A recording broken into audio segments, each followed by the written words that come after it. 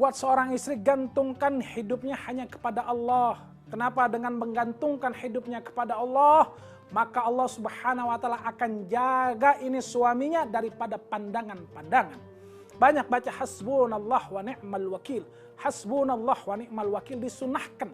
Ada waktu-waktu yang bagus untuk membaca hasbunallah wa ni'mal wakil di waktu subuh, yaitu di pertengahan antara salat subuh qabliyah sampai salat subuhnya berlangsung. Hasbunallah wa ni'mal wakil sebanyak 450 kali.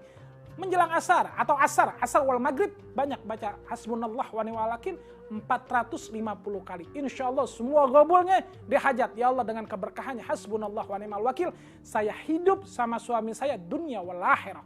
Kita nggak bilang suami saya kita nggak minta untuk tidak dipoligami, bukan. Tapi serahkan kepada Allah, minta kebaikan-kebaikan kalau memang ibu mencintai suami ibu. Karena saya juga punya teman, punya guru.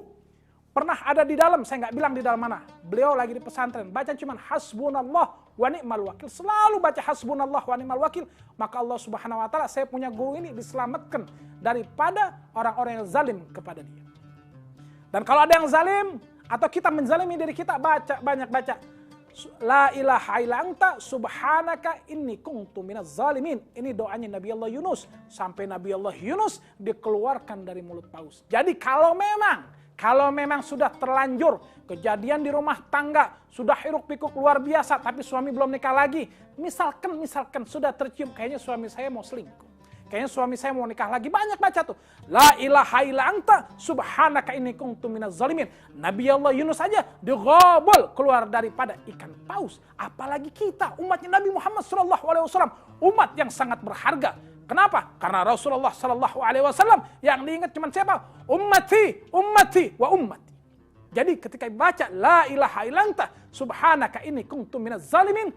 Ya Allah, dengan keberkahannya saya baca la ilaha illa anta, biar rumah tangga saya ini enggak semrawut. Jadi yang suaminya tadi mau selingkuh, balik lagi. Yang tadi suaminya mau gimana-gimana, balik lagi. Maka serahkan kepada Allah. Jangan pengen, wah suami saya ngapain ya? Suami pulang, lihat handphonenya dibuka. Wah habis chat sama siapa, WhatsApp sama siapa. Kalau kita sudah tidak percaya, rumah tangga dibangun dengan kepercayaan. Kalau kita sudah tidak percaya, maka rusak semua. Kepercayaan adalah nomor satu. Ketika kita sudah mengucapkan ijab kabul, qabiltu nikahaha, berarti kita sudah serahkan diri kita kepada suami kita. Serahkan diri kita kepada suami kita, tapi bukan serahkan semata-mata hanya membodohi diri. Bukan. Tapi serahkan menurut syariat Islam. Yang banyaknya terjadi perceraian karena seorang istri tidak percaya kepada seorang suami. Hubungan rumah tangga, ketika tidak ada kepercayaan, maka cuma ada satu kata. Perceraian. Padahal perceraian sendiri Allah Subhanahu wa Ta'ala laknat.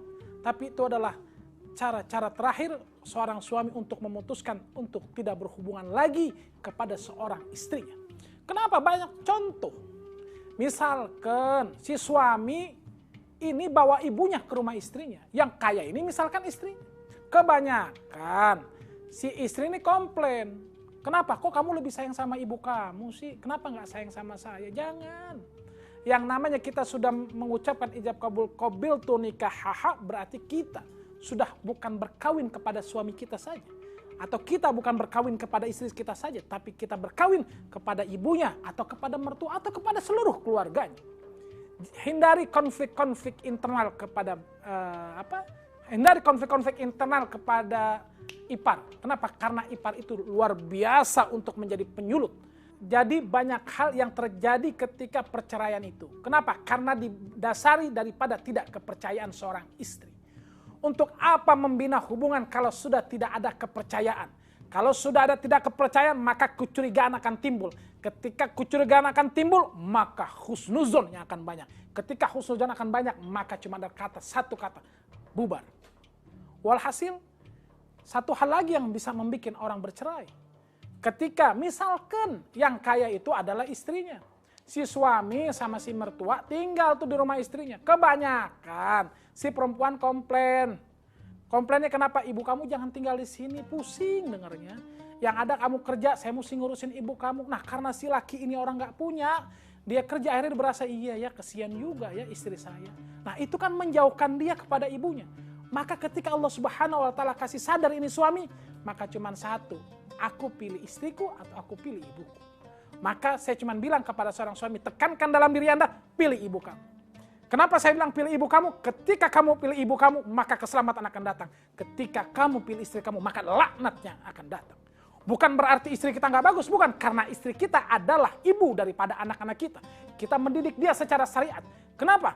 Janganlah pernah seorang istri satu suara di atas seorang laki. Kenapa? Karena itu akan terjadi perselisihan paham. Baik istrinya lebih punya atau tidak punya. Jagalah kehormatan suami. Jagalah marwah suami. Walhasil, untuk kebaikan rumah tangga, kita banyak berzikir kepada Allah. Kita banyak memuja Allah Subhanahu wa Ta'ala. Minta kebaikan. Ada kita minta kebaikan. Allah, Allah, Allah, Allah. Allah, Allah, Allah, Allah. Rabbi faz'alna minal ahyar. Allah, Allah, Allah, Allah. Allah, Allah, Allah, Allah. Rabbi faz'alna minal ahyar. Kita minta kebaikan kepada Allah Subhanahu wa Ta'ala dalam rumah tangga kita.